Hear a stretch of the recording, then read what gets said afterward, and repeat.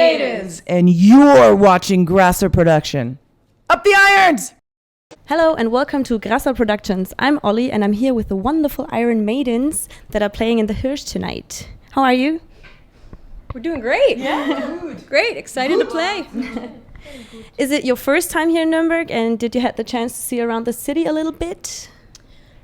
Have we played Nuremberg? No. We've been through, but we did a lot of walking around today and we got to see a lot of the beautiful city, and we hope to get back out tomorrow before we leave to see the rest of it. Okay. I think on Friday you started your European tour or your tour in general. How is it to be back on stage? Well, we started about over 4 weeks ago. So we've been touring steadily ever since with an occasional day off. And it always feels fantastic.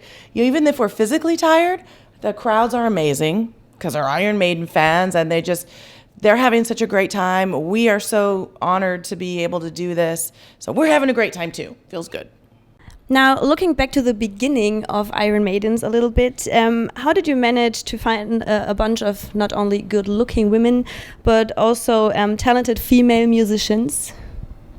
Well, originally the band started out as a co-ed tribute to Iron Maiden, and their singer, it was her idea. And they had been looking for just 2 other members, a drummer and a guitar player, for a couple of years. And when I met up with her and my guitar player, we were trying to steal their bass player for an original band. But we, in turn, ended up getting drafted into that band, becoming the Iron Maidens. Mm-hmm. And then Wanda can say, because Wanda was next up, pretty much each member that changed was because you got the story down, you go for it.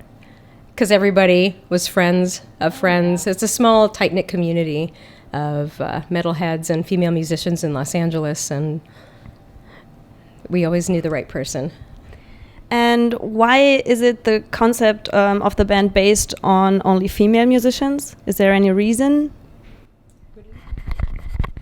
No. You know what? It just ended up like that. We just wanted to do, the band originally started out as a fun side project, just something fun for the side.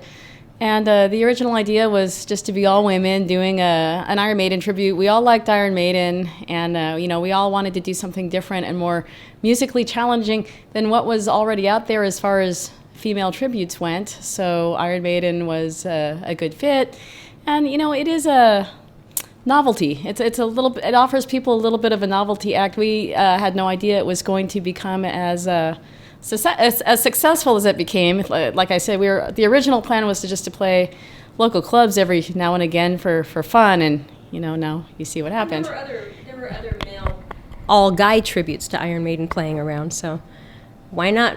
The girls can do it too. Of course. And what would you say are the challenges and the benefits for females in the metal world?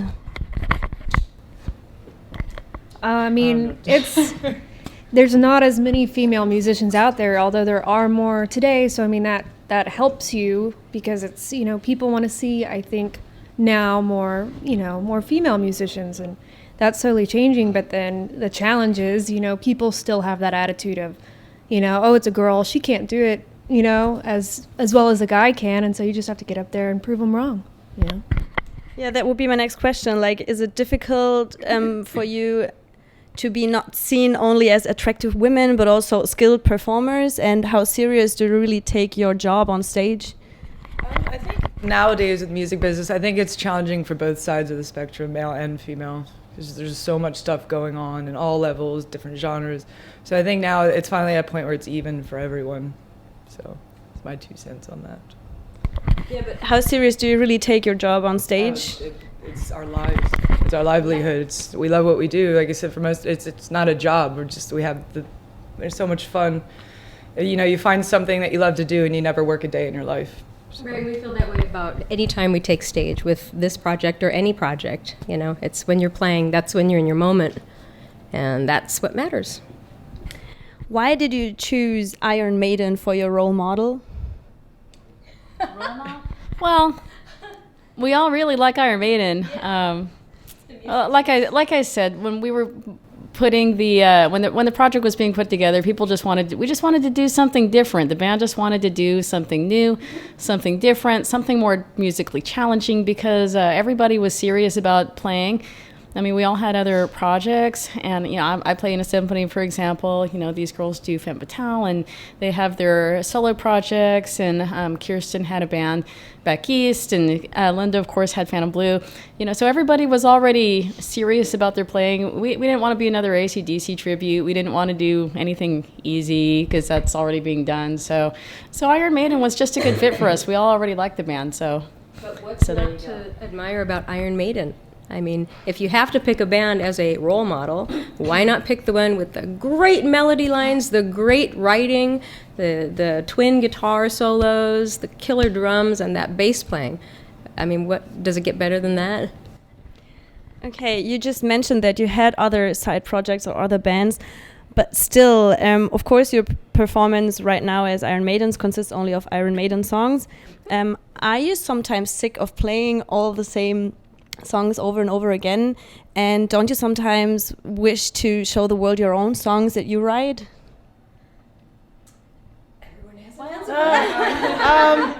I have no inner poet whatsoever. I like copying other people. No originality at all. So this works out really well for me. No, I mean, I used to be in Wanda mentioned a band back east in the East Coast of the United States, and it was a cover band, but we did a few originals, and that was fun. But let me tell you, it is satisfying. But when no one knows what you're performing, it's not quite as satisfying. Now, other people have been in projects where people really know the music. Original projects, and that's cool. But for me, I to answer your question, no. Honestly, I swear I never get sick of Iron Maiden. I never do. In fact, when we're off tour, my boyfriend, that's all we listen to in the car. It's always, anyone who rides with us knows it's always Iron Maiden CDs going in the car. I never get sick of it. So that's my answer. Okay, so maybe you won't answer my next question, but maybe someone else. It is. If you had to pick the one Iron Maiden song that you would like to drop off the set list, but you can't because the fans always want to hear it. Run to the hills. Yeah. Oh, sorry. Run to the hills. I was never a fan. Yeah, for guitar players, Run to the Hills. So run to the hills. Yeah. Everybody loves that one. It's great, but when you're at the end of a 2-hour set, it's not so great when you're playing, because I like it. We all have different songs. Yeah, we like it. In a row. It's maybe we have to open with it. Interesting. Thank you. Good night. Okay, so you've played nearly all around the world, in Japan, in America, in South America, in Europe, everywhere. But are there still some places that you would wish to go one time or to play there once? Tahiti! I'm blanking on everything. The moon? Yeah, Mars. I don't know, I'm blanking. I don't know. We gotta get to the East Coast. Yeah. We've been to the East Coast once about 15 years ago, and we're going to be heading back there, but we just can't get there soon enough. Yep, East Coast for sure, and far-flung parts of the world. We actually did just get booked there. I don't know if we're allowed to announce it, but some very far-flung part of the continent. It was pretty much on all of our bucket lists, personally. So. Stay tuned. Yeah. Would you say that the fans behave different in the different countries, and what are the biggest differences? There are some differences. Across the board, though, generally people are very passionate and physical. But, for example, maybe in Japan, it was a little more like... They were polite. Very polite. And then in between the songs, it's very quiet. They're all quiet. They're just, being very polite. Whereas, like, anywhere in Latin America, it's just complete pandemonium. Just craziness. It's all a different kind of passion. Yeah, it is. And sometimes it's a little funny because the language barrier makes it a little bit difficult sometimes. Oh, yeah. I mean, I just blather on in English She's one of the anyway. funniest people on this earth. Too bad most people don't even get my humor because they don't speak the same language as I do. But as long as my bandmates think I'm funny, then we're good. Okay, Nita Strauss, your former guitar player, is playing now in the band of Alice Cooper since 2 years, I think, right now. Was it hard for you guys to let her go, and how is it now without her on stage? How would you like to answer that one, Nikki? Well, I took her place, so that's all. Can't ask me that. We already knew Nikki, so we were good. We were rotating. It's easy. Yeah. So I was playing with them before she left the band. So it was A full-time member. Yeah, that's how we had about 3 subs rotating with her. Yeah. Okay. Yeah. So she's doing great. Yeah, we wish her all the best. Absolutely, And but we love our Nikki. absolutely, this is definitely, I mean, the best lineup. This is our It couldn't, family. yeah, this couldn't top this. So. Okay. No. Would you let us maybe look a little bit behind the scenes and try to explain how difficult it really is to legally cover and play songs of another band and to make a living with it? Oh, we don't make a living at it. We all do other things. This is really, it's still for fun for us, but we all definitely have other jobs. So no one's making a house payment here. That's for sure. Do you guys want to? Well, keeping things legal is easy. Yeah. I mean, we've done a couple of CDs in the past, and we're going to be doing a new one again. And with that, you just pay the licensing or royalty fee, whatever. We do everything by the book. Venues you play in, they ask for the set list, and it's their responsibility to do the payments and all that. So, yeah, it's all by the book. Mm-hmm. How many times did you meet the actual Iron Maiden? God, many times. What did you do with them, for example? I would hang out at the bar. So yeah. Or there's a music convention called NAMM in Los Angeles, and usually you'd run into them, just talk, you know. But the thing is, it's so great because you don't talk about Iron Maiden at all. And we're like, yes. So no, they're really sweet guys. During the past years, you guys already became one of the most famous tribute bands in the whole world. But what are the further plans right now? Conquer the universe. The moon, as you said.